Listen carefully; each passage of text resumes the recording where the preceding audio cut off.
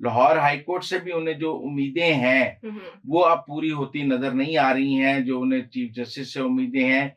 सबसे बड़ी बात है जो चीफ जस्टिस जो लाहौर हाई कोर्ट में अब जुम्मे को केस है जिसमें ये है कि इलेक्शन की डेट वो चाहते हैं, और इतलात यही है कि उन्हें लाहौर हाई कोर्ट से क्या इलेक्शन की डेट मिल जाएगी या नहीं मिलेगी, केपी से पहले मिलेगी या लाहौर से पहले मिलेगी।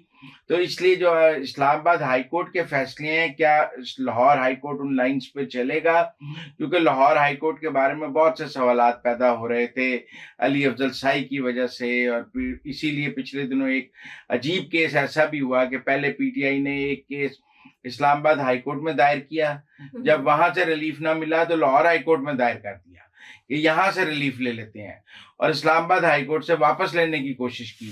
तो इस्लामाबाद हाई कोर्ट के चीफ जस्टिस ने कहा कि आप एक ही केस बैक वक्त दो हाई कोर्ट्स में कैसे चला सकते हैं, पहले आप इस्लामाबाद हाई कोर्ट में आएंगे, आपको स्टे नहीं मिलेगा, आप लाहौर हाई कोर्ट चले जाएंगे और वहां से स्टे ले लेंगे।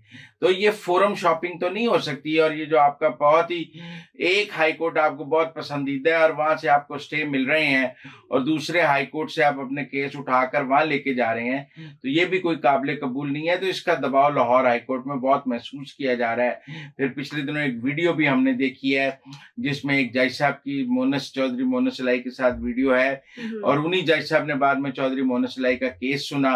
अगर वो वीडियो जज बनने से पहले की भी है तो जज साहब को जज बनने के बाद वो केस मोनस सलाई का नहीं सुनना चाहिए था, अगर उनके चौधरी मोनस सलाई से जाती ताल्लुकात थे।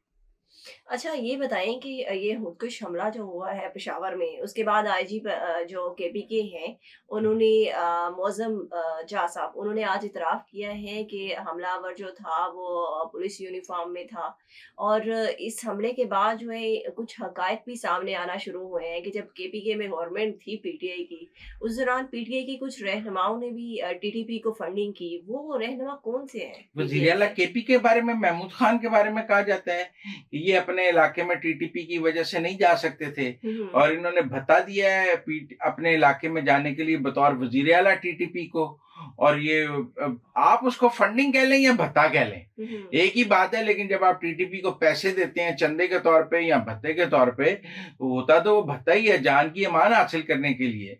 तो तहरीक इंसाफ के वजीर आला महमूद खान ने बतौर वजीर आला पैसे दिए, और ये बात तो ये दावा करती रही कि हमने गुड गवर्नेंस वहां पे नहीं जो नहीं, है खुद वो ये इनके मुतद्दद वज़रा ने पैसे दिए, मुराद सईद साहब की भी राय है और लोगों का भी है, फिर वो टारगेट पे भी इसीलिए रहे। मुजम्मिल ये साहब, फिर इनकी रेट ही नहीं थी वहां केपी के गवर्नमेंट में? नहीं नहीं, रेट विशा कुछ नहीं थी, बिल्कुल नहीं थी। इनके दौर में भी बहुत हमले हो रहे थे पुलिस पे, और लेकिन ये एक सॉफ्ट कॉर्नर बनाए हुए थे और इन्होंने उनको आबाद किया, और जब वो आबाद हो गए और इलाके उनके कंट्रोल में आ गए तो वो तहरीक इंसाफ को भी उन इलाकों में नहीं जाने देते थे।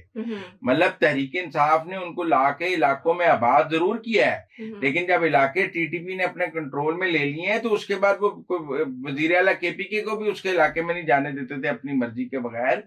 तो ये भत्ते तो ये खुद भी देते रहे हैं, तो इससे इनकार तो किसी को नहीं है। वुज़रा की लिस्टें हैं और वजीर आला की, और बड़े बड़े फेडरल मिनिस्टर जो हैं वो टीटीपी को फंडिंग करते रहे हैं अपनी जान की अमान हासिल करने के लिए। अच्छा, एक और खबर जो सोशल मीडिया पे बड़ी वायरल हो रही है कि ड्रोन अटैक था, ये कोई हमलावर नहीं था। देखिए, अफगानिस्तान के जो वजीर खारजा हैं उन्होंने भी ये बात कही है, लेकिन आज भी उन्होंने आईजी पुलिस ने कहा है कि ड्रोन अटैक होता तो ऊपर से होता और कोई छत के अंदर सुराख होता। ये जरूर है कि ये बहुत ही ताकतवर किस्म का खुदकुश हमलावर था, या उसके पास जैकेट बहुत ताकतवर थी, या उसके पास कोई बैग था जिसके अंदर बहुत एक्सप्लोसिव था। ये भी नहीं हो सकता कि सिर्फ जैकेट है, क्योंकि अफगानिस्तान वाले ये कह रहे हैं कि एक जैकेट से इतनी तबाही नहीं हो सकती। तो ये भी हो सकता है कि उसके पास कोई बैग हो जिसके अंदर एक्सप्लोसिव हो और वो बैग भी वो ले गया हो, बहरहाल सीसीटीवी फुटेज से। लेकिन मुझे नहीं लगता कि ड्रोन अटैक, मैं नहीं ये बात मानने को तैयार को ड्रोन अटैक था, क्योंकि ड्रोन तो ऊपर से आता है और ड्रोन नहीं आया, ये अंदर बारूदी मवाद गया है, वो ज्यादा चला गया है 12 किलो के करीब, और इतनी ज्यादा कैजुअलिटीज हो गई हैं। लेकिन हमें केपी की पुलिस के साथ खड़े होना चाहिए। नया कोई ऑपरेशन स्टार्ट हो सकता है ज़रबे असद की तरफ? नहीं नहीं, इस वक्त इस बार तो इन सबसे सख्त ऑपरेशन की प्लानिंग हो रही है। और आगे जो कौमी असम्बली में जो डिबेट है और उसके बाद जो नेशनल सिक्योरिटी की है, जो ठिकाने टीटीपी के जहां भी होंगे उन पर फजाई बमबारी भी होगी और जमीनी ऑपरेशन भी होगा और उन्हें सफाई हस्ती से मिटाने का फैसला और किया है, चाहे वो अफगानिस्तान के अंदर हो चाहे वो पाकिस्तान में हो। कहीं भी सर्जिकल स्ट्राइक करनी पड़ेगी, एयर स्ट्राइक करनी पड़ेगी, ड्रोन अटैक करना पड़ेगा, जो भी करना पड़ेगा, हाईएस्ट वेपन यूज करके इनको खत्म किया जाएगा। अब कोई रियायत नहीं होगी। इस सिलसिले में कौमी असम्बली में डिबेट शुरू कर दी है और उसमें साफ बात की गई है कि हमने 100 बंदे छोड़े हैं। उन बंदों को क्यों छोड़े गए थे? देखिए, वो 100 बंदे जो है वो छोड़ने में रियासत पाकिस्तान की फौज भी मुलव्वस है, पिछली फौजी क़यादत मुलव्वस है, इमरान खान है, कुछ इस दौर में भी छोड़े गए हैं। अब सिर्फ आप इमरान खान पे तो नहीं डाल सकते हैं, असल में तो जनरल फैज जिम्मेदार हैं। अब उस पर जनरल फैज को कोई क्या कह सकता है, कोई सियासतदान तो है नहीं है। लेकिन ना, जब general Faiz core commander Peshawar भी चले गए थे तो काबुल की फाइल उनके पास थी, वो DGISI के पास नहीं थी। वो एज कोर कमांडर पिशावर भी काबुल को वही डील कर रहे थे। ये सबको आबाद भी जनरल फैज ने ही वापस कराया है और ये टीटीपी का वापस हमें तोहफा भी जनरल फैज ने ही दिया है। और जनरल फैज इन सबको वापस लेकर आए और जनरल फैज इनके साथ चाय पीते थे, जनरल फैज वहां जिरगे भेजते थे। और ये जो सारा दोबारा हमारे ऊपर दहशतगर्दी है और इन दहशतगर्दों को पाकिस्तान वापस लेकर आए हैं, वो जनरल फैज की वजह से हुआ है। जनरल बाजवा ऑन बोर्ड थे और अब जब जनरल फैज और जनरल बाजवा दोनों जा चुके हैं, नई फौजी क़यादत उस पर सर पीटने के अलावा और क्या कर सकती है?